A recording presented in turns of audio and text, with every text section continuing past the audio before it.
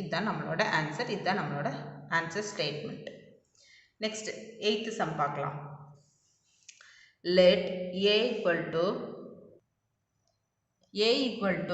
-1, 1 and b equal to 0, 2 if the function f a tends to b defined by f of x equal to ax plus b is an onto function அப்படின்னு கேட்டிருக்காங்க. இது வந்து ஒரு onto ஃபங்க்ஷனா அப்படின்னு நம்மக்கிட்ட கேட்டிருக்காங்க. நாம தான் ontoவா இல்லையான்னு சொல்லணும். அப்புறம் ஏயோட பியோட வேல்யூவை கண்டுபிடிக்கணும். ஓகேவா? நெக்ஸ்ட் சம்முக்கு போகலாம். கிவன் ஒன் என்ன? ஏல வந்து -1, 1ன்னு கொடுத்துட்டாங்க. பி என்ன? 0, 2ன்னு கொடுத்துட்டாங்க.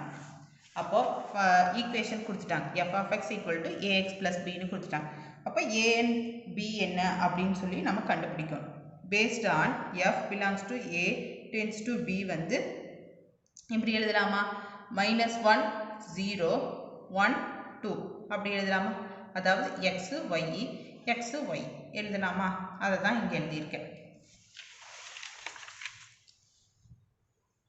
Next f of x equal to ax plus b இது வந்து கொஸ்டினில் கொடுத்துருக்க given ஈக்குவேஷன். ஓகே, இப்போ நான் அப்ளை பண்ணுறேன். எக்ஸோட வேல்யூ -1, அதாவது கொஸ்டினில் ஏன்னு கொடுத்துருந்தாங்களா, அதை நான் எக்ஸாக கன்சிடர் பண்ணிவிட்டு எக்ஸ் இருக்கிற இடத்துலலாம் -1 அப்ளை பண்ணுறேன்.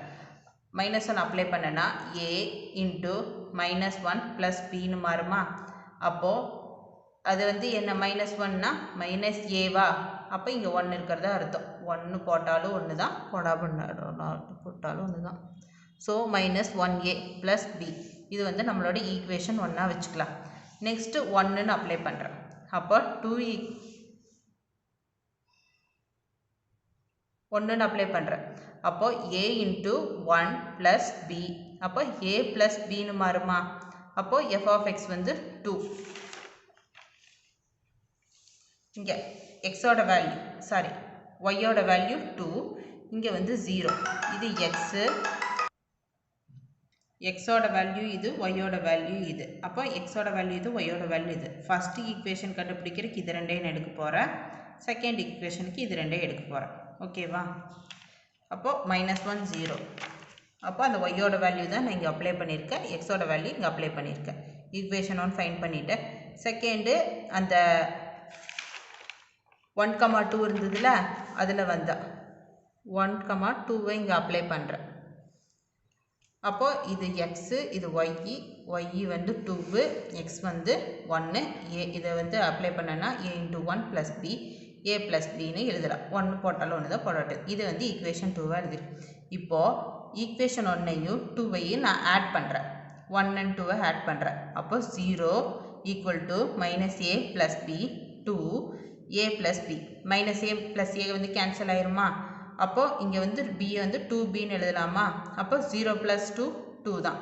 அப்போ 2bன்னு எழுதினோம்னா இங்கே இருக்க b இந்த பக்கம் வச்சுட்டு 2 இந்த பக்கம் மல்டிப்ளிகேஷனில் இருக்குது, இந்த பக்கம் வந்து டிவைடாக மாறுமா? அப்போ 2/2.